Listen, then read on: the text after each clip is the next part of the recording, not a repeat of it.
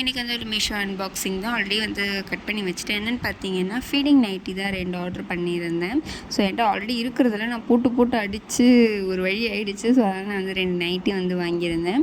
So இது வந்து பார்த்திங்கன்னா 2 சைட் வந்து ஜிப் வந்து நம்மளுக்கு இதுலேயும் ப்ரொவைட் பண்ணியிருப்பாங்க. நான் வந்து காம்போவாக தான் வாங்கியிருந்தேன். அரௌண்ட் 420 அந்த மாதிரி தான். ரொம்ப ரேட் கம்மி. ஐ மீன் காம்போவில் நான் சொல்கிறேன் ஒன்றும் கிடையாது. ஒன்று 200 220 தான் வரும்னு நினைக்கிறேன்.